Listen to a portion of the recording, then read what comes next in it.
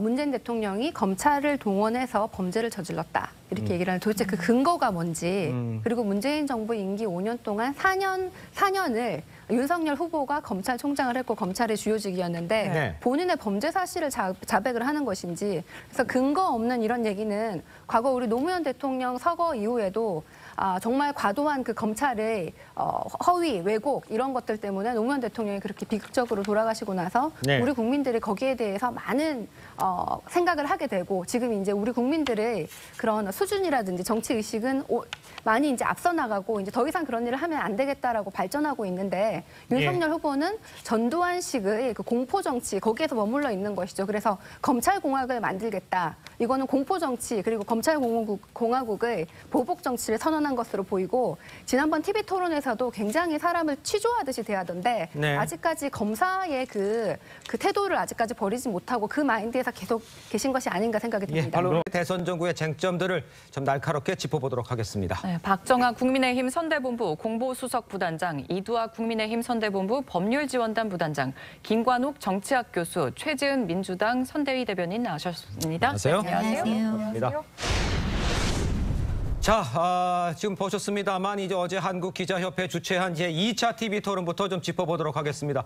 여야 대선 후보 4명 이 각종 현안과 정책을 둘러싸고 1차 때보다 더 전방위적으로 충돌이 있었습니다. 네. 이번 토론 누가 잘했고 또 어떤 부분이 인상적이었는지 네 분께 짧게 먼저 듣고 이야기 이어갈까요? 박정아 하시죠. 아무래도 여러분들이 우려하고 토론회 하면 금방 끝날 거라고 여당은 말씀하셨습니다. 네. 1, 2차 토론 이어지면서 점점 더 윤석열 후보의 토론 진행이나 그 내용들이 좀 완숙해지는 것 같은 느낌을 받았습니다. 예. 그래서 전체적으로 토론을 좀 주도하면서 잘 이끌어왔다. 그리고 네 후보 중에 윤석열 후보를 제외하면 심상정 후보가 여러 오랫동안 이제 의정 생활을 해온 경험을 통해서 그리고 아무래도 중간중간에 날카로운 질문들을 해서 심상정 후보도 좀 돋보이는 토론회였다 이렇게 보였습니다. 이두학. 예, 저도 이제 부단장님하고 비슷한 생각인데요. 이제 아무래도 우리 후보가 사실 준비가 돼 있는 모습을 보여줬다 이게 확인되는 거였고요. 그리고 어제 심상정 후보도 잘했고 그리고 이재명 후보가 저희가 아마 기대치가 높은지 생각보다 별로다 이런 생각을 할 수밖에 없고요. 그리고 안철수 후보도 실점을 하지 않았다라고 말씀을 드릴 수 있을 것 같은데요. 어제 제가 댓글을 쭉 봤거든요. 이거 끝나고 나서 그랬더니 김포 아파트 의문의 일패. 이렇게 나오더라고요. 그래서 그 심상정 후보랑 이재명 후보랑 아파트 그 DSR 갖고 논쟁을 벌이면서 2, 3억 하는 아파트가 어딨냐 이러니까 이재명 후보가 김포 아파트가 있다 이렇게 얘기를 했는데 거기 댓글에 경기도지사 하다 그만둔 지 얼마 안 됐는데 김포 아파트 시가 하나 모르냐. 그게 2, 3억 하는 아파트 김포 아파트가 전세가도 2, 3억 넘는다 이런 얘기가 나와서 이 팩트 체크를 이 네티즌들이 정말 무섭구나. 라고 이 댓글 우리가 이 토론회 끝나고 평가를 저희끼리도 하지만 항상 이 커뮤니티나 네티즌 댓글도 열심히 봐야겠다 이런 생각을 했습니다. 알겠습니다. 김관욱 교수님. 그러니까 저는 안철수 후보는 방역 정책이 굉장히 돋보였다라고 생각을 하고요. 이재명, 심상정 후보는 청년 정책이 좀 인상적이었는데 반해서 지금 윤석열 후보 같은 경우는 본인의 공약이라든가 정책을 제시하기보다는 좀 네거티브에 많이 치중을 했다 이런 생각이 좀 들고 약간의 그 오만한 태도가 보였던 것이 심상정 후보가 뭐라고 얘기하니까 그런 질문하려면 질문하지 마라 이렇게 얘기를 해요. 이런 상대 후보의 토론에 대한 어떤 예의가 아닌 것 같고 한 가지 굉장히 인상적이었던 거는 이재명 후보가 이제 질의를 윤석열 후보한테 하는 과정 속에서 그 신천지에 대한 압수수색을 조선일보 보도에 따르면 건진 법사의 말을 듣고 이렇게 그 신천지를 압수수색 안 했다라고 얘기를 하더라고요. 그러니까 윤 후보가 아니 그거는 예컨대 보건복지부 의견을 들어서 압수수색을 안 한 거다, 포기한 거다라고 얘기했는데 제가 그래서 보건복 그때 상황이 굉장히 엄중했거든요. 보건복지부 장관이 그럴 리가 없는데 그래서 찾아봤더니 보건복지부 장관이 직접 검찰에 검찰에게 압수 강제 조치를 요청한 것이 기록에 나와요. 그래서 제가 그 부분에 대해서 이 예컨대 윤석열 후보 측에서 어떻게 이 대응을 할지 한번 좀 보고 싶습니다. 잠깐만요. 이제 총평을 이야기하는데 이제 내용을 나왔기 때문에 답변을 하셔야 될 것 같은데요. 네, 이 부분에 대해서는 팩트체크가 필요한 것 같은데요. 제가 기억하고 저희가 확인한 바에 의하면 당시에 보건복지부 장관이 압수수색을 찬성을 한 게 아니라 질병관리청의 그 공개 브리핑을 통해서 이 30만 명 되는 신도들이 다 오픈이 되는 경우 숨어버리는 상황이 있어서 더 관리가 어렵다. 그래서 이건 압수수색이 적당치 않다는 그 질병관리본부의 답이 있었고요. 두 번째는 사실은 뭐 제가 법조인은 아닙니다만은 이 압수수색이라는 것은 기소를 전제로 하는 건데 이 행정명령이나 행정처리를 위해서 압수수색을 그 검찰이 진행한다는 건 적절치 않았다는 법조계의 판단도 있었던 걸로 저는 알고 있습니다. 알겠습니다. 내용은 조금 이따 저희가 좀 집중적으로 토론을 해보도록 하고요. 먼저 다음 최지은 대변인께서 총평을 먼저 듣고 시작을 하죠. 네, 뭐 저는 전반적으로 무난한 토론이었다고 생각을 합니다. 1차보다는 조금 더 뜨거워졌지만 그렇다고 뭐 지지율에 커다란 반전이 있을 만큼 뭐 어떤 커다란 변화가 있을 것이냐 여기에 대해서는 뭐 다들 그냥 무난했다고 보는데 이재명 후보는 굉장히 안정적으로 집권 여당의 대선 후보답게 안정적인 자세를 취하셨는데 윤석열 후보 같은 경우에는 청년 정책을 얘기해라 그러는데 갑자기 뭐 백현동, 뭐 성남 FC 이렇게 네거티브를 준비를 많이 하셨고 또 네거티브를 너무 과하게 하셨다라고 보이고요. 또 사실관계 여러 가지 질문이 사실관계에 잘못되어 있다라는 생각이 듭니다. 특히 외교안보 관련해서 그랬고 원전이나 추경 관련해서는 국민의힘이 그동안 얘기했던 것과 윤석열 후보의 입장이 굉장히 오락가락하는데 뭐 공약을 잘 이해하고 나오셨나라는 걱정이 좀 들었습니다. 알겠습니다. 원전과 외교안보 저희가 좀 집중적으로 토론을 좀 해보도록 하겠습니다. 자, 토론을 뜨겁게 달궜던 쟁점들 지금부터 하나씩 짚어볼 텐데요. 먼저 안보 사안을 놓고 두 후보가 날선 공방을 벌였습니다. 직접 들어보도록 하겠습니다. 종전선언을 해야 된다고 주장을 하시는데 지금이 종전 상태라고 생각하십니까? 사실상은 종전 상태가 맞는데 그러나 법률상은 정전 상태인 거죠. 지금 남북은 휴전선을 중심으로 해서 약 40개 사단이 지금 대치해 있고 이거를 종전이라고 만약에 우긴다면은 이거는 전쟁 억지력을 약화시키는 거라고 저는 생각합니다만은. 선제 타격하겠다. 이런 소리에서 군사긴장 도발하고 그러면 안 되는 거예요. 친중, 친북, 반미라는 어떤 이 이념적 지향에서 단단히 서 있는 것이지 평화를 유지하기 위해서 저희가 전쟁 억지력을 가져야 된다는 거하고는 거리가 먼 거 아닌가요? 정치 지도자가 군사령관이나 할 소리를 너무 쉽게 한다는 거예요. 이게 예를 들면 군사적 긴장을 유발해서 한반도의 전쟁 위기가 올라가면 어떡할 겁니까? 네, 지금 들으셨겠지만 안보 쟁점에서 또 보면은 이 후보는 사실상은 종전 상태가 맞는데 그러나 법률상은 정전 상태인 것 같다. 이에 대해서 또 윤 후보는 40개 사단이 대치하는데 이게 종전인가 이렇게 반문을 했습니다. 지금 상황을 일단 어떻게 보셨어요? 일단은 저는 뭐 이게 토론회라는 게 지도자의 인식이나 뭐 이런 상황 판단 뭐 이런 것들이 나오는 거잖아요. 저는 여기서 이재명 후보가 갖고 있는 현재의 한반도 상황에 대해서 모든 것들이 많이 보여지고 있는 것 아닌가 싶은 생각이 듭니다.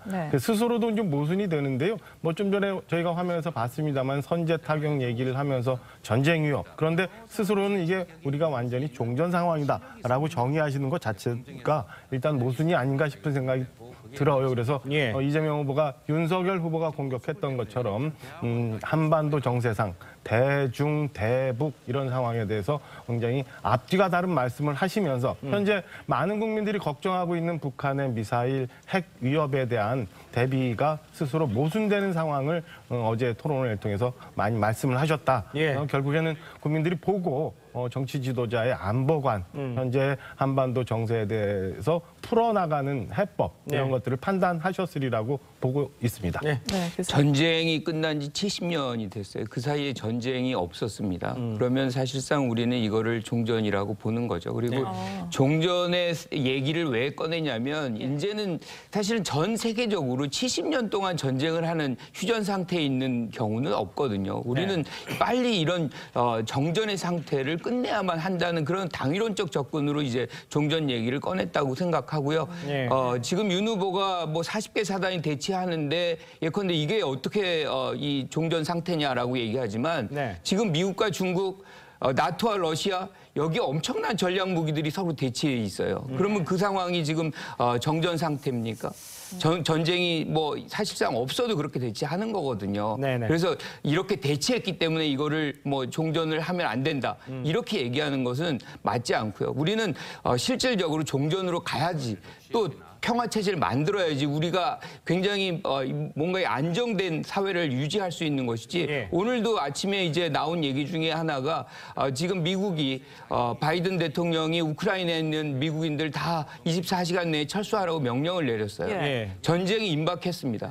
이런 위기 상황 같은 데에서 우리가 실질적으로 평화를 추구하는 노력들을 해야지 예. 선제 타격해야 된다라고 얘기하면 그 긴장감 훨씬 더 고조될 수밖에 없는 것이고요. 또 한 가지는 또 이준석 대표 같은 경우는 뭐라고 얘기하냐면 전자권을 환수하면 안 된다라고 얘기를 해요. 네. 그런데 전자권이 지금 우리가 없는 상태에서 또 예컨대 윤 후보 같은 경우는 선제 타격을 할 수 있다라고 얘기를 합니다. 네.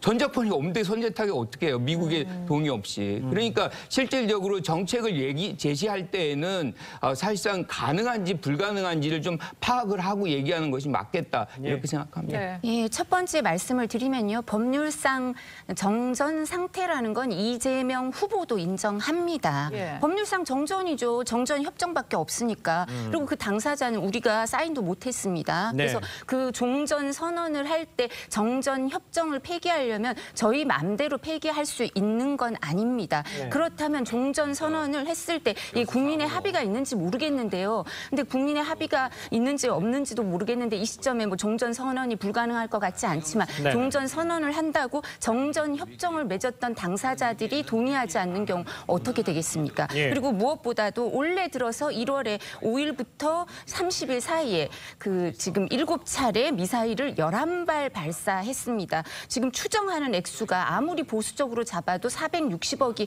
소요됐을 거라 그러고 뭐 조선 비즈 같은 데서는 780억이 들었을 거라고 하는데요. 예. 쌀 15만 톤을 살 수 있는 비용이라고 합니다. 근데 첫 번째 발사했을 때 그때 유엔 안보리 회의가 열리고 있는 상태였거든요. 예. 그리고 이런 미사일 발사 행위, 도발 행위는요. 유엔 안보리 결의 위반으로 확인이 되고 있습니다. 유엔 안보리 결의 위반을 하고 있는데 종전이 됐습니까? 이런 행위를 하고 있는데 종전됐다고 하면 국민들이 얼마나 동의를 하고 있을지 저는 그걸 모르겠고요. 그리고 선제 타격과 선제 공격은 분명히 다르다고 교과서에도 나올 뿐만 아니라 예. 그 국방부 매뉴얼에도 나옵니다. 네. 저희가 선제 공격을 하자고 하는 게 아니라 실존하는 명백한 위험이 있을 때 요건을 갖추면 선제 타격밖에 방법이 없는 경우가 있을 수 있다고 말씀을 드린 거고요. 예. 이거는 전자권 환수 문제와 상관없이 이 부분은 같이 논의해서 이루어질 수 있는 거니까 그때 대책이 이런 방법이 있다. 아무것도 안 하진 않겠다라고 입장을 밝힌 겁니다. 예.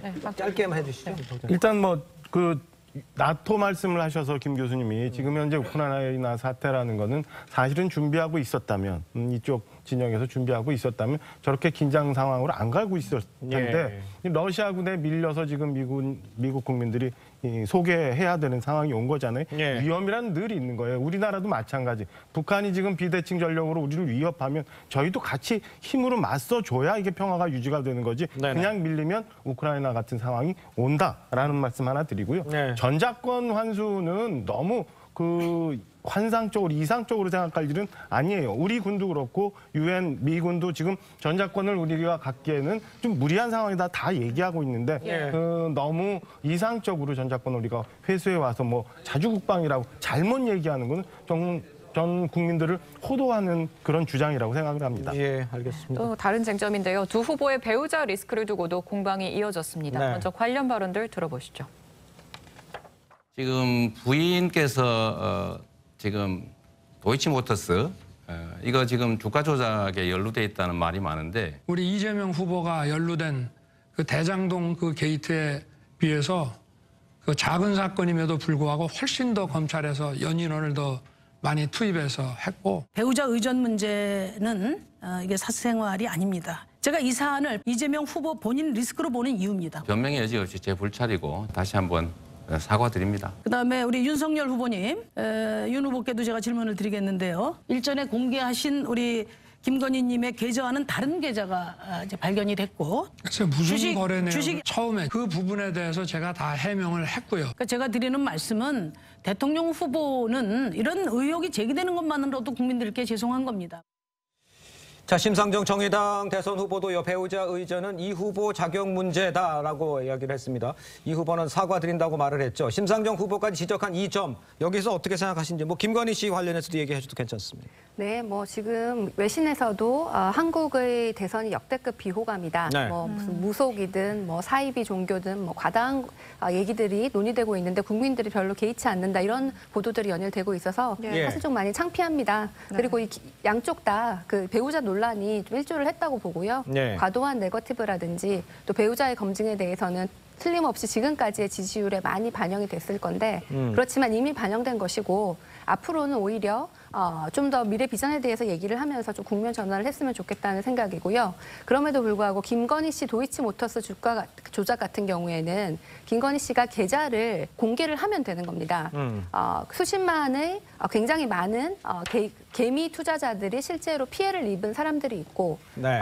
김건희 씨는 돈을 번 적이 없다고 하지만 윤석열 후보가 김건희 씨가 돈을 번 적이 없고 주식 거래를 한 적이 없다고 하지만 예. 주가 조작이 진행되고 있던 그 당시에 수십 차례의 도이치모터스 매매가 있었다고 검찰에서 판단을 하고 소환을 하는데 김건희 씨가 출석을 하지 않은 것이죠. 그래서 이런 경우에는 본인이 정말로 결백하다고 생각을 하면은 계좌를 공개하면 된다고 생각을 하고요. 네네. 이 보여줘야 하는 사실 확인에 대해서는 네. 양쪽에 다 성역 없이 충분히 보이되 예. 얘기를 하는 것을 과도한 이런 네거티브만 할 것이 아니라 정책 얘기를 하자는 것이고 예. 제가 아까 조금 말씀을 못 드려서 그러는데 네네. 아까 그 외교안보 질문에 대해서 예. 특히 사드를 비롯해서 윤석열 후보가 굉장히 여러 가지 잘못된 사실로 얘기를 했습니다. 예를 들어서 브룩스 전 한미연합사령관이 사드 배치를 반대한 적이 없다 그러는데 RFA 네. 기자랑 인터뷰에서 네. 배치를 반대를 했고 그 이유는 특별히 사드가 지금 안보에 더 효과가 없다고 생각을 한 것이고요. 예. 그 외에도 이재명 후보가 핵을 이미 인정하고 비핵화에 반대한다라고 얘기를 하면서 스냅백이 문제다라고 얘기를 했는데 스냅백이야말로 비핵화 정책이다. 그래서 여러 가지를 봤을 때 윤석열 후보가 과연 공약을 얼마만큼 이해하고 있냐 예. 이런 거에 대해서 좀 의문을 제기를 합니다. 자, 잠깐 정리를 할게요. 지금 사드로 다시 넘어갔기 때문에 사드 답변해 주시고 그다음에 네, 이제 제가 관련해서 그거 하겠습니다. 사드 한 건만 말씀을 네. 드릴게요. 이제 이 건에 대해서는 전 이재명 후보께서 1차 토론에서도 나왔고 네. 지금 또 나오는데 같은 주장을 하시더라고요. 그래서 토론 준비를 많이 안 하셨나 보다라는 생각이 드는데 사실관계를 말씀을 드리면 브룩스 전 사령관이 그때 얘기했던 거는 국내에서 사드 배치와 관련해서 논쟁이 많을 때 적어도 방어체계, 그러니까 패트리엇과 같이 병행해서 있으면 사드가 현재 걸로 괜찮다는 얘기를 전제를 해서 했지 사드 배치가 추가 배치가 전혀 필요하지 않다. 라고 얘기를 하지 않았어요. 이 건을 아마 민주당에서 그리고 이재명 후보께서 계속 주장하시는 걸로 알고 있습니다. 예, 김건희 씨 관련해서 이야기한 것을 좀 반론을 해주시면 좋겠습니다. 예, 우선 2년이나 반부패부를 동원해서 수사를 했었습니다. 근데 혐의가 있었다면 진작 기소를 했겠죠. 예. 그리고 한겨레에서 서운할 것 같은데 한겨레 12월 기사 이런 것도 좀 유심히 읽어주십시오. 거기에 보면 이 공범, 주범, 도이치모터스랑 관련해서 다 8명인가요? 다 기소를 할 때 그 한겨레나 다른 신문들에서 어떻게 보도가 나왔냐면 지금 그러니까 우리가 공개한 계좌 말고 다른 계좌도 다 들여다봤는데 네. 이 부분에 대해서 혐의가 인정이 안 되기 때문에 무혐의 처리할 것 같다라고 이렇게 기사가 나와 있고요. 그리고 네. 지금 계좌도 말씀을 드리면요. 저희가 그 저축은행 신한은행 요기와 관련된 계좌만 공개를 한 이유는요. 그때 문제가 된 게 경선에서 이때 문제가 될 때 그 1인 매매, 그러니까 이모 씨를 통해서 매매를 한 그 부분이 검찰에서도 문제가 되고 경찰 내사 보고서에서 있었고 수사의 대상이다라고 얘기가 나왔기 때문에 그리고 네. 이모 씨가 그 지금 공범으로 기소가 돼 있거든요. 그 사람한테 맡겼을 때 4개월 동안 맡겼던 계좌 내역을 모두 공개한 거고요. 그러고 나서 회수를 하고 손해를 보니까 회수를 했는데 그때 이제 주식이 한 10만 주 있으니까 그 부분을 순차적으로 팔았는데 전화 전화로 증권 계좌를 통해서 전화 녹취록이 다 남아있는 아주 공식적인 방법으로 팔았기 때문에요.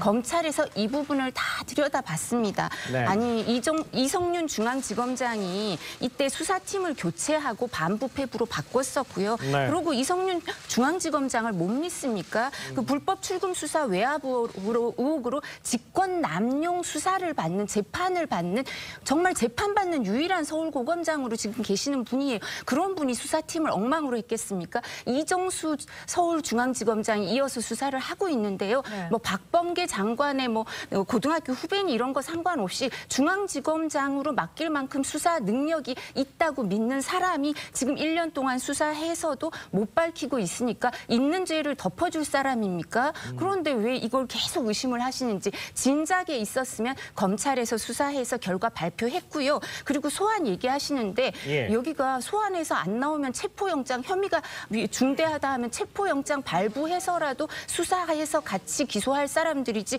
그냥 덮어줄 사람들입니까? 예.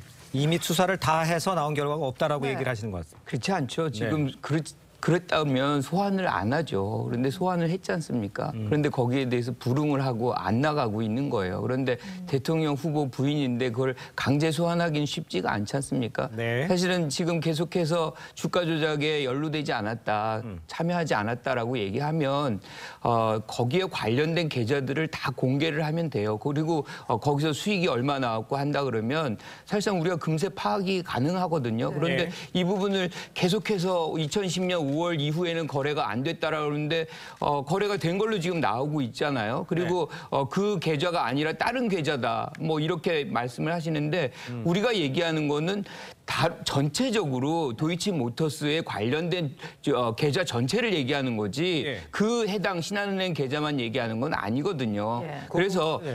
저는 이 말씀드릴게요. 전체적인 어떤 흐름 속에서 예. 그 주가 조작에 개입이 된 건지를 확인하는 것이 가장 중요하다고 생각을 하고요. 네. 또 한 가지가 뭐냐면 사실 어떻게 해서 이 그 도이치모터스의 주식을 이렇게 대량으로 살 수 있었는지 그 당시에 이 김건희 씨가 어떤 존재였길래 예. 이게 사실 우리도 그러면 그렇게 싸게 구매해가지고 뭐 4배나 5배를 수익을 볼 수 있다면 얼마나 좋겠어요. 네네. 그러니까 이제 그런 것들이 다 의혹이기 때문에 네. 사실상 빨리 밝히지 않으면 뭐 거의 대부분의 국민들이 지금 주식하고 있거든요. 예. 이런 상황에서는 공정을 얘기하기가 굉장히 어려워요. 포인트는 제가- 이모 씨와 관련된 그 주가 조작했던 그 계좌냐 좀 다른 계좌를 얘기하는 그걸 정리를 해주셔야 될 것 그러니까 같은데. 제가 말씀드린 것처럼 이모 씨와 관련된 계좌는 다 공개했고요. 그리고 손해를 보고 그냥 계좌를 다 회수하고 이 사람 믿을 사람이 못 된다 그러고 남아있는 주식은 그냥 순차적으로 그걸 계속 갖고 있을 수 없으니까 판 것뿐이고요. 네. 그리고 지금 이런 사람들이 이런 일반 투자자들이 91명 있었습니다. 예. 그랬는데 이 사람들 모두 기소 안 했거든요. 근데 그렇다면 이 91명 중에 한 명이라고 검찰은 생각하고 있다는데 네. 다른 근거가 뭔가요? 검찰은 금감원이나 이런 자료를 다 다 받고 계좌도 다 수사했다고 하는데 그걸 못 믿으십니까? 소환 관련해서는 이재명 후보 성남FC 사건 수사할 때 어땠습니까? 경찰에서 수사 나와라 소환하라고 하니까 불응했죠. 말도 안 된다. 왜 나를 경선 앞에 부르냐. 그러고 어떻게 했습니까? 무혐의로 했죠. 예. 그러니까 이런 부분은 경찰이든 검찰이든 수사에 한 번은 부를 수도 있지만 그 뒤에 이렇게 불응했을 때 정말 의지가 있고 꼭 수사를 해야지 불러서 소환 조사를 해야지 결과가 나올 수 있다고 생각하면 손준성 검사를 상대로 공수처에서 체포영장 발부하는 거 보셨잖아요. 그렇게 했겠죠. 근데 그렇게 안 하는 건 성남FC 사건하고 같은 루트로 가나 보죠. 그러니까 이 부분은 여기에 대해서 해명이 됐을 거라고 봅니다. 네, 알겠습니다. 저희는 시간상 또 다른 쟁점도 좀 짚어보겠습니다. 문재인 정부의 코로나19 방역 성과에 대해서도 후보들은 서로 다른 평가를 내놨습니다. 코로나에 대한 의견 먼저 들어보시죠. 대한민국이 전 세계에 내놓을 만한 방역 성과를 내온 것은 사실입니다. 문 정부의 코로나 방역이 성공입니까 실패입니까? 지금까지 봐서는 성공적으로 잘 견뎌오고 있다고 생각합니다. 저는 한마디로 말씀드려서 저 안철수의 제언을 듣지 않았던 게 실패의 원인이라고 봅니다. 오미크론 대유행이 오를 거라는 건 2달 전부터 예고됐는데 전혀 준비되지 않았어요. 좀 미흡하다고 생각합니다. 아까 이재명 후보께서는 그래도 성공적이라고 이제 말씀을 하시는데 저는 뭐 전혀 그렇지 않다고 보고 있고 그야말로 주먹 부구식 방역이다. 네. 자, 코로나 방역에 대해서 이재명 후보만 이제 성공적으로 잘 버텨오고 있다 이런 입장이고요. 윤석열, 심상정, 안철수 후보는 그렇지 않다는 입장입니다. 지금 상황에서 뭐 5만 명까지 나오고 있는데 그러면 이재명 후보의 발언에 대해서는 어떤 느낌이시죠? 그러니까 미흡하다는 부분이라면 저는 좀 동의할 수는 있을 것 같아요. 왜냐하면 아쉬운 부분이 완전히 없는 건 아니니까. 네. 그런데 윤 후보가 얘기하는 것처럼 주먹구구식이다. 전혀 동의할 수가 없습니다. 지금 제가 그래서 오늘 아침에 데이터를 봤어요. 오미크론 이후에 전 세계적으로 지금 확산 일로거든요. 예. 미국은 하루에 16만 명, 영국 16만 명, 독일 23만 명, 프랑스 33만 명, 일본 9만 9천 명, 네. 한국 5만 4천 명, 네. 사망률 0.5 저희는 지금 미국 1.2, 영국 0.9. 우리가 상대적으로 선진국이라고 할 수 있는 국가들에 비해서 상당히 이 방역이 비교적 잘 되고 있는 것은 상대적입니다. 네. 분명합니다. 그래서 오미크론이라는 것이 워낙 이제 감염 속도가 빨라서 지금 뭐 숫자가 급속하게 늘어나고 있는 건 맞지만 네. 우리가 전체적으로 비교적으로 본다면 네. 성공적이다. 주먹구구식이라고 평가해서는 안 된다. 이렇게 생각합니다. 그런데 이제 저도 뭐 화면을 좀 봤습니다만 안철수 후보의 주장 계속 요청하고 이렇게 했으면 좋겠다. 전문가로서의 입장을 피력했는데 그걸 전혀 안 받아들였다. 이런 지적이 좀 눈에 좀 들던데요. 그러니까 안철수 후보는 어제 뭐 처음부터 얘기를 했어요. 2년 전 중국으로부터 들어오는 입국자들을 제한했으면 네. 이후에 뭐 백신과 관련해서 미리 준비했으면 네. 그다음에 지금 문제가 되고 있는 김호란 방역기획관에 대한 조치 내지는 제대로 된 역할을 주문했으면 뭐 이런 얘기들을 하는데 사실은 요새 코로나 관련해서 젊은 친구들 저런 얘기해요. 이 깃발 게임 같다는 얘기.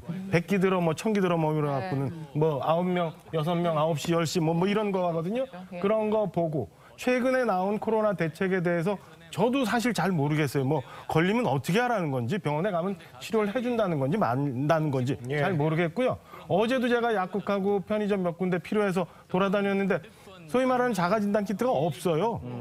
옛날에 저 마스크 구하기 어려울 정도의 상황처럼 됐는데 지금 질병당국에서는 다 그거 갖고 처리하라고 그러고 PCR 검사도 안 해준다고 그래요. 예. 이게 주먹구구지 뭘 갖고 주먹구구라고 하는지 잘 모르겠어요. 예. 지금 우리나라 확진자 숫자 많이 나오는 거 네. 스텔스 오미크론 나와서 어쩔 수 없는 상황 충분히 이해해요. 예. 근데 이에 대해서는 준비를 해줬었어야죠. 이미 오래전부터 방역당국도 그랬고 전문가들도 그랬고 소상공인들도 그렇고 이게 2개월 전에 나온 코로나가 아니잖아요. 벌써 2년이 됐잖아요. 아직도 이렇게 그때 맞춰가지고 필요에 의해서 행정 중심적으로 가는 거에 대해서 저는 뭐 우리나라 국민들이니까 그래도 이해하고 받아들이지 예. 그렇지 않았다면 저는 쉽게 이런 상황이 유지되지 않았을 수도 있다라고 생각을 합니다. 알겠습니다.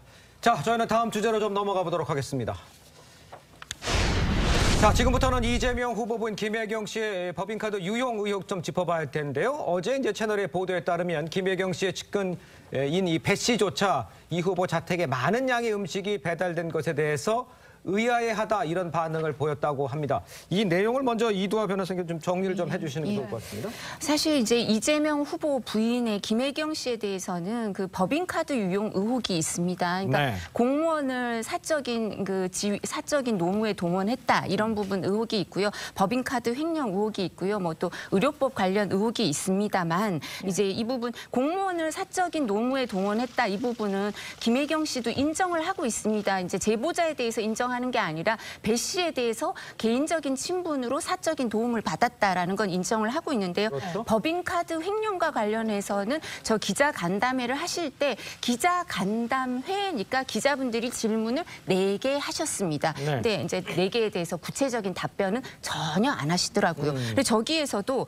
이거 사실관계를 어떻게 파악하고 계시냐. 그리고 또 무엇보다도 이 음식은 누가 드셨냐. 근데 그 대답 안 하셨거든요. 근데 네. 이 부분 저희가 이제 의문이 있는 게 음식 양이 좀 많은 거 아니냐. 샌드위치를 왜 이렇게 많이 여기다가 자택으로 배달을 하는지 모르겠다. 자택에선 간담회를 할 수가 없죠. 공간이면 모르겠지만. 예. 근데 그래서 이런 부분 많은 양의 음식이 배달된 게 어떻게 된 거냐 궁금했는데 저희만 궁금한 게 아니라 이 사다 주는 사람과 이 심부름을 시키는 사람들 사이에서도 이렇게 많은 양의 음식을 누가 먹는지를 궁금해하는 게 지금 녹취록이 다시 공개가 되고요. 네. 근데 저희가 여기서 발언을 주의해야 주의해야 될 게 이 뒤에 부분도 있을 수 있습니다. 그래서 우리가 함부로 억측해서 말하고 나면 이 억측해서 말한 내용이 뭐 저희는 그런 위험이 별로 없고요. 방어하시는 분들은 그 뒤에 내용이 나오면 지금 말씀하시는 부분하고 어긋날 수 있기 때문에 뒤에 어떤 내용이 공개될지 모르기 때문에 주의하셔야 될 것 같은데 그 부분은 저도 그걸 모르겠어요. 제보자가 나누어서 제보를 하시는 건지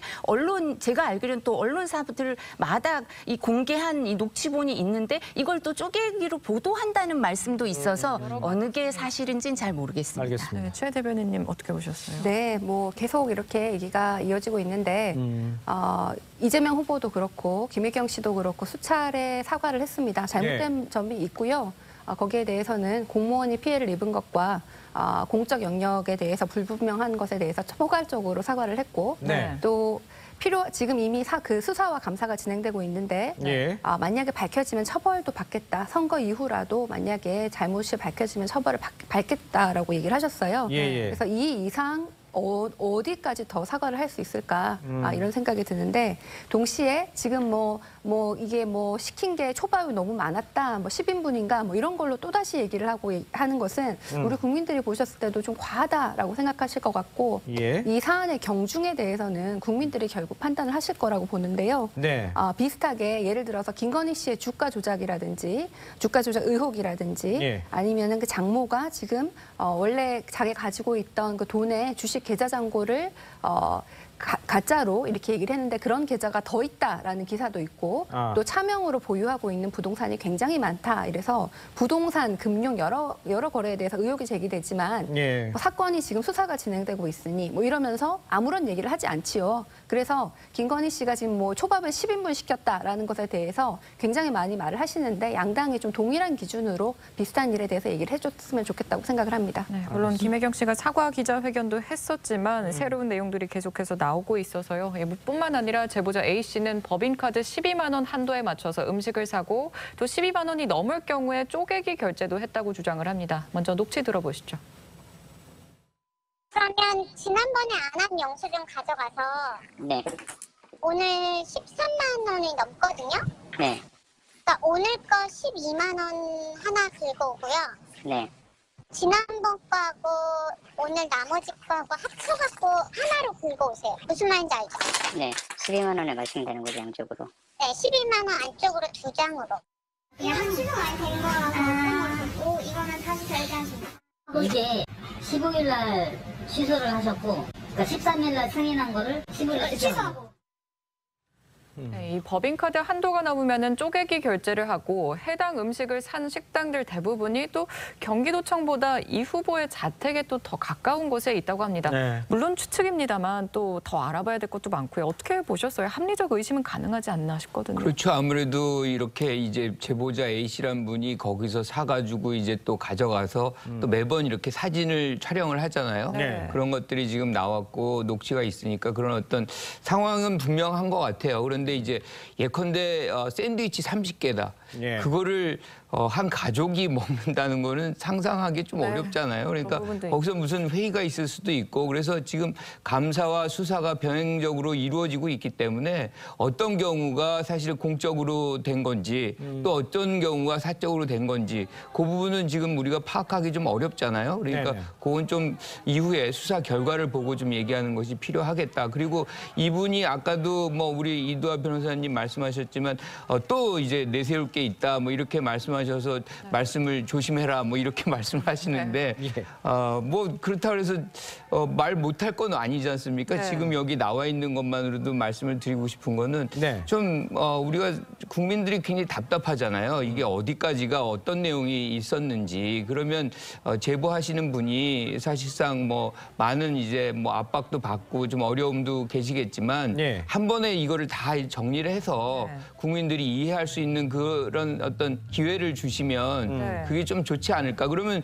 그걸 바탕으로 해가지고 아마 김혜경 씨도 사과를 하고 책임질 일을 하고 그렇게 되지 않을까 싶어요. 그래서 조금 그 입장을 바꾸주시면 어떨까 이렇게 생각합니다. 전체로 입장을 내주시면 이제 포괄적으로 답하기 편하다 이렇게 얘기를 해주셨는데 글쎄요 이제 경기도 같은 경우에 이제 업무 추진비 사용에 관한 이제 상세 기록 확인 요청을 지금 거부를 했습니다. 그러니까 이 후보 측은 이제 수사와 감사 결과를 지켜보겠다 이렇게 말을 했지만 그거를 확인해 보면 금방 나올 수 있는 건 아닌가요? 예, 제가 조금 설명을 드리자면 지금 법인카드 내역을 다 확인해 보면 돼요. 지금 경기도가 저희가 이 기회에 또 발견한 게 있는데요.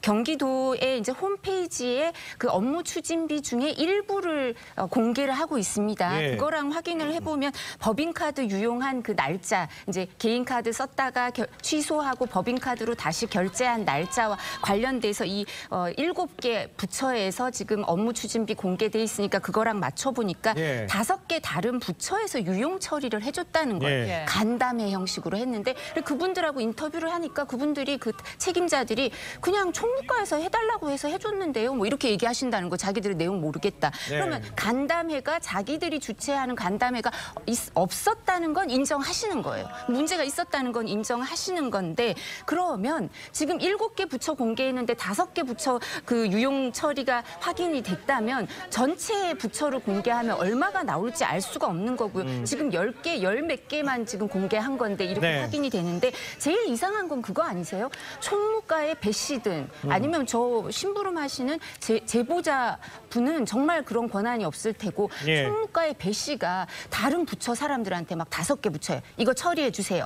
그러면 그 국장이나 이런 사람들이 이렇게 해주십니까? 이거 어떻게 된 거예요? 이분이 어떤 권한을 가지셨길래 그 경기도에서 어떤 권한과 어떤 지위를 가졌길래 다른 부처에서 다 이거 잘못되고 감사 대상인 거 알면서 처리를 막 해줍니까? 그럼 이게 배 씨만 관계된 건지 윗선이 관계된 건지도 살펴야 될 거고요.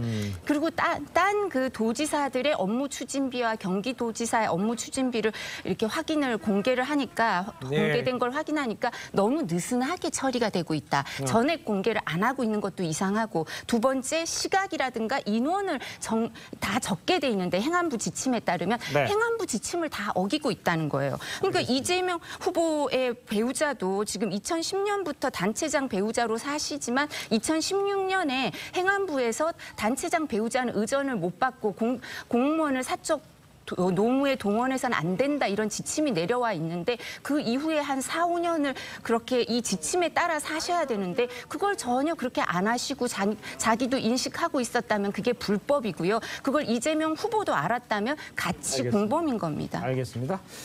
자, 지금부터는 대통령이 되면 정부의 적폐를 수사하겠다는 윤석열 후보의 발언의 파장을 좀 짚어보도록 하겠습니다.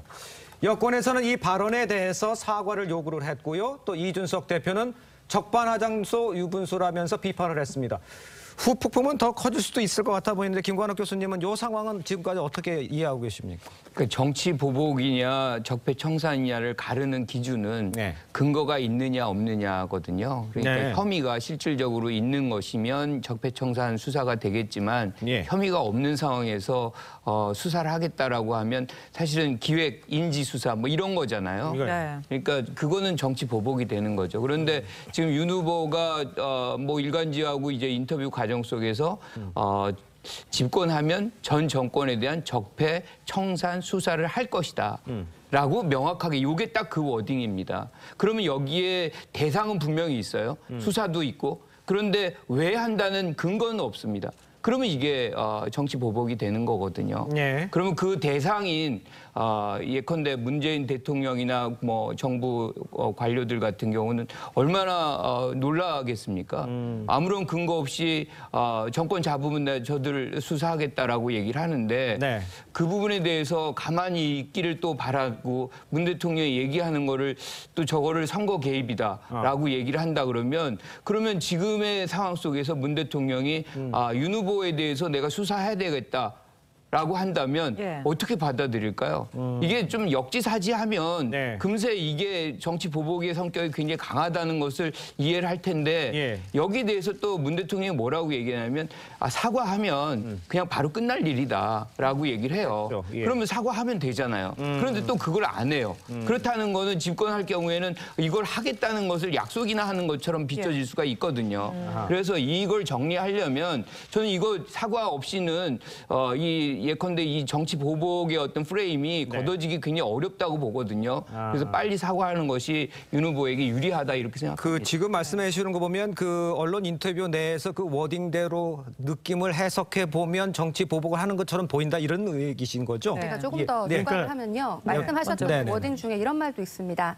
문재인 대통령이 검찰을 동원해서 범죄를 저질렀다. 이렇게 얘기를 하는 도대체 그 근거가 뭔지 그리고 문재인 정부 임기 5년 동안 4년을 윤석열 후보가 검찰총장을 했고 검찰의 주요직이었는데 본인의 범죄 사실을 자백을 하는 것인지 그래서 근거 없는 이런 얘기는 과거 우리 노무현 대통령 서거 이후에도 정말 과도한 그 검찰의 허위, 왜곡 이런 것들 때문에 노무현 대통령이 그렇게 비극적으로 돌아가시고 나서 우리 국민들이 거기에 대해서 많은 생각을 하게 되고 지금 이제 우리 국민들의 그런 수준이라든지 정치 의식은 많이 이제 앞서 나가고 이제 더 이상 그런 일을 하면 안 되겠다라고 발전하고 있는데 윤석열 후보는 전두환식의 그 공포 정치 거기에서 머물러 있는 것이죠. 그래서 검찰 공화국을 만들겠다. 이거는 공포 정치 그리고 검찰 공화국의 보복 정치를 선언한 것으로 보이고 지난번 TV 토론에서도 굉장히 사람을 취조하듯이 대하던데 아직까지 검사의 그 태도를 아직까지 버리지 못하고 그 마인드에서 계속 계신 것이 아닌가 생각이 듭니다. 프레임을 위해서 저렇게 여권 계신 분들이 많이 그렇게 말씀을 하시더라고요. 제가 인터뷰 당시 현장에 있었는데요. 제가 분명히 이해했던 건 그거예요. 어떤 시대건 어떤 사회건 어떤 조직이건 적폐는 있을 수 있는 거예요. 사회가 발전하려면 그렇게 문제가 돼 있는 적폐를 하나씩 걷어내면서 발전하는 거예요. 그리고 그 수사 걷어내는 과정은 법과 원칙에 따라서 이루어지는 거예요. 그러면 자 다음 상황에 있어서 또 다른 문제가 있다면 그건 수사 통해서 걷어내줘야 되는 게 우리 사회가 발전하는 것 아니냐는 굉장히 원론적인 얘기를 했는데 청와대 일단 반응 한번 볼까요? 첫날은 고위 관계자라고 나와서 일자 반응을 하시고 두 번째는 저 대통령의 메모라고 하면서 온 마이크 브리핑을 해요. 저는 지금의 상황을 극복하기 위해서 그러니까 이재명 후보가 30대 중후반의 박스권에 갇혀 있고 소위 말하는 친문 세력들이 흔쾌히 동의하지 않고 있는 이 상황을 극복하기 위해서 저는 청와대가 개입을 했다라고 이해를 할 수밖에 없는 상황이에요. 그렇다 보니까 현 정부를 적폐 대상으로 삼았다. 윤석열 후보 워딩 어디에도 현 정부를 적폐 대상으로 삼은 적이 없어요. 그런 얘기가 전혀 없어요. 그러니까 청와대도 과잉 해석을 하고 확대 해석을 해서 이런 식으로 상황을 몰아가고 있는 거다. 좀 전에 우리 최 대변인 말씀 주신 것처럼 윤석열 후보는 보복이고 윤석열 후보는 검찰공화국을 만들려는 거다라고 선거 프레임을 만들기 위해서 저렇게 해석을 하고 청와대도 이재명 후보를 좀 어떤 방식으로든 돕기 위해서 저렇게 과잉으로 참전하고 있는 거라고 저는 이해를 하고 있습니다. 정치를 이제 해석하기 나름인데요. 사실은 이 맥락이 어디서 시작하냐면 질문이 이거였어요. 문재인 대통령 정부 초기 때 적폐청산이 있었지 않느냐, 집권하면 또 하겠느냐라고 하니까 해야죠라는 거예요. 그런데 그때는 우리가 국정농단도 있었고 여러 가지 혐의가 분명히 있었기 때문에 그 수사를 한 거잖아요. 그런데 지금 그것이 없는 상황 속에서도 하겠다고 얘기하는 거 아닙니까? 그리고 우리가 이제 2009년 5월 달로 돌아가면 노무현 전 대통령의 어떤 비극적 장면이 사실은 검찰의 모욕에서 출발을 하거든요. 지금 문 대통령은 지금 이런 연사가 모욕적이라고 얘기를 했어요. 그러니까 이것은 딱 2009년의 그 장면과 굉장히 유사하다라고 본인이 보고 있는 거거든요. 그렇기 때문에 지금 굉장히 엄중하게 지금 대응을 하고 있는 것이지 이것을 의도적으로 뭐 정치적 계산을 통해 가지고 지금까지 우리가 몇 달 동안의 문재인 대통령의 행보를 한번 보십시오. 굉장히 신중하고 거의 뭐 언론에 나오질 않는 그런 상황들이 굉장히 많았거든요. 정치적 언급 거의 없었어요. 딱 이때 이 얘기부터 시작된 겁니다. 그런데 이걸 계산했다고 얘기하면 확대 해석인 거죠. 알겠습니다. 일단 조금만 말씀을 드리면 문재인 대통령 지금 신중하셨다고 하는데요. 든든하셨나 보죠. 행안부 장관도 이렇게 선거 주무부처가 행안부 법무부입니다. 근데 행안부 장관 전해철 장관이고요. 법무부 장관 박범계 장관인데 본인은 그 더불어민주당의 국회의원이다. 제일 우선 우선적으로 이런 말씀 공공연히 하시는 분이고요. 네. 중앙선관위도 상임위원을 뭐 어떻게 저떻게 하시다가 중앙선관위 어떻게 했습니까? 그 전 직원들이 연명을 해서 반발해서 상임위원 그 조혜주 상임위원을 비상임위원으로 더 연장을 시키려고 하던 거 못 하셨어요. 네. 그러니까 지금 보다 대통령 선거 앞두고 당적을 가진 그 지금 행안부 장관과 법무부 장관 있은 적이 없습니다. 뿐만 아니라 중앙선관위도 이렇게 여당만 임명한 중앙선관위 야당 몫의 중앙선관위 위원이 없었던 적이 없고요. 그래서 이 부분 말씀드리고자 하고요. 또 하나는 문재인 정부 초기처럼 전 정권 적폐 수사를 할 거냐라고 물었을 때 해야죠라고 하시고 네. 그다음에 이렇게 얘기하셨습니다. 대통령은 수사에 관여 안 합니다. 그리고 법과 시스템에 따라서 합니다. 이렇게 네. 얘기를 했습니다. 네. 그때 문재인 대통령께서 민정수석이던 2003년 3월이죠. 그때 예. 대북 송금 특검하실 때 신동아랑 인터뷰하시면서 김대중 대통령도 확인되면 다 수사해야죠. 이런 취지하고 똑같습니다. 알겠습니다. 원론적이었다는 예, 얘기 말씀하시는 원론적인 거죠? 얘기에 지나지 않는데 왜 이렇게 정치 보복이라고 하는 건 그럼 문재인 정부 초기에 전 정권 적폐 수사한 게 정치 보복이란 걸 인정하시는 겁니까? 알겠습니다. 부단장님 짧게만 해주시면 좋겠습니다. 저는 뭐 지금 현재 드러나 있는 거 있잖아요. 탈원전 수사 관련한 것들, 예. 그다음에 울산시장 선거 개입 관련한 것. 최근에 그 재판정에서도 나왔잖아요. 청와대 하명 수사라는 경찰 고위 관계자의 증언도 있었어요. 예. 뭐 이런 것들이 사실은 문제가 되는 수사들이고 이런 것들이 과연 문제가 있다면 다시 정리해서 알겠습니다. 걷어내야 되는 게 옳은 것 아닌가라는 생각이 알겠습니다. 네. 자, 정치권 소식 네 분과는 여기서 인사 나누겠습니다. 고맙습니다. 감사합니다. 감사합니다.